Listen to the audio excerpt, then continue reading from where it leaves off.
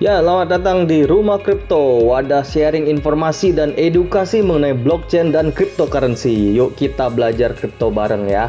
Oke, melanjutkan video sebelumnya mengenai blockchain. Di video ini kita akan bahas mengenai keunggulan dari konsep blockchain itu sendiri. Oke, yang pertama itu adalah desentralisasi. Blockchain menggunakan konsep desentralisasi yang memungkinkan setiap server itu untuk saling terhubung dan memiliki peran yang sama. Oke, dengan membentuk jaringan peer-to-peer. Hal ini memungkinkan pelacakan data saat terdapat gangguan sistem pada server. Sistem desentralisasi pada blockchain adalah sistem yang tidak memiliki otoritas sentral. Artinya, tidak ada pengaturan atau intervensi dari satu pihak luar terhadap keseluruhan pengelolaan sistem. Sistem desentralisasi pada blockchain ini juga dapat diartikan sebagai suatu sistem yang keseluruhan pengambilan keputusannya diserahkan kepada pengguna sistem tersebut. Sistem desentralisasi pada blockchain ini juga tidak perlu bergantung pada otoritas eksternal untuk validasi dan integritas keaslian data. Proses ini merupakan proses yang terdesentralisasi yang biasa terjadi di antara mode jaringan untuk memastikan informasi tersebut valid. Nah, yang kedua, transparansi. Dalam blockchain, keseluruhan transaksi atau pengelolaan data dapat diakses dan dilihat oleh seluruh pengguna sistem, namun sebagian besar dalam bentuk anonim.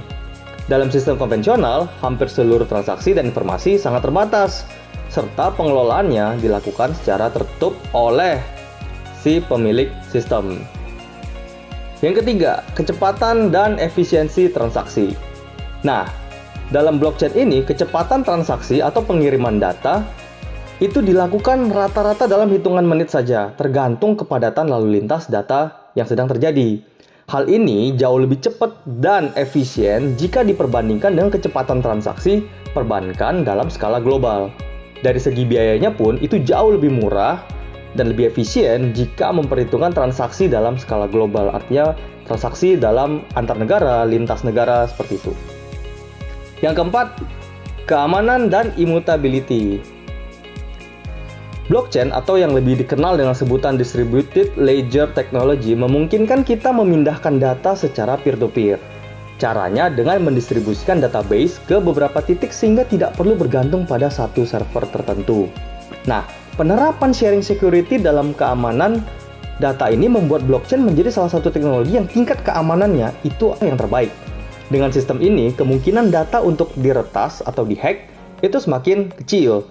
Karena para hacker atau para pencuri data ini harus menembus sistem keamanan berlapis dan harus mengubah keseluruhan jaringan data sebelum dapat mengubah data yang diinginkannya.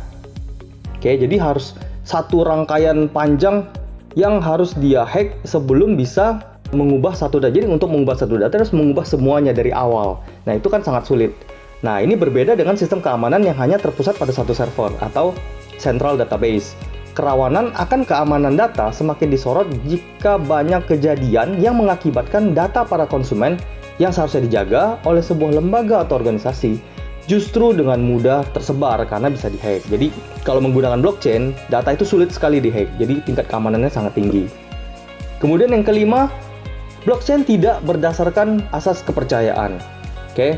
Blockchain menggunakan teknologi smart contract, di mana setiap perjanjian dibuat tanpa perlu perantara yang terpusat. Perjanjian dalam blockchain ditulis dan diproses dalam bentuk kode atau metadata. Namun, dalam eksekusi smart contract tersebut perlu tetap real world data. Karena dalam eksekusi smart contract tidak memerlukan perantara dan mediasi pihak ketiga. Maka kedua pihak cukup menyetujui isi perjanjian, distempel dan ditandatangani secara digital tanpa perlu saling curiga salah satu pihak akan mengingkari isi perjanjian. Nah, hal ini juga meminimalisir counterparty risk, seperti yang lazim terjadi. Kita ambil contoh dalam misalnya eksekusi polis asuransi. Dalam eksekusi polis asuransi misalnya, untuk eksekusinya itu kan harus ada dari pihak asuransi yang mengelola data dulu, kejadian dulu sebelum mereka mencairkan polis. Kalau dalam blockchain tidak perlu. Jika syarat-syarat yang sudah ditulis di awal, isi perjanjian sudah terpenuhi, maka otomatis kontrak akan dieksekusi. Jadi tidak perlu lagi salah satu pihak yang menentukan apakah kontrak layak dieksekusi atau tidak. Jadi itu sudah otomatis by system. Oke, setelah membahas yang tadi, kita ambil kesimpulan nih, blockchain dengan berbagai fitur-fitur yang di atas tadi itu menawarkan fleksibilitas, kecepatan, kebebasan, dan keamanan dalam transaksi serta pengelolaan data. Oke, sekian pembahasan tentang keunggulan blockchain yang kita bahas dalam video kali ini. Jika ada pertanyaan, silakan tinggalkan komen. Mari kita diskusi sama-sama. Jangan lupa di like and subscribe channel YouTube Rumah Kripto. See you guys!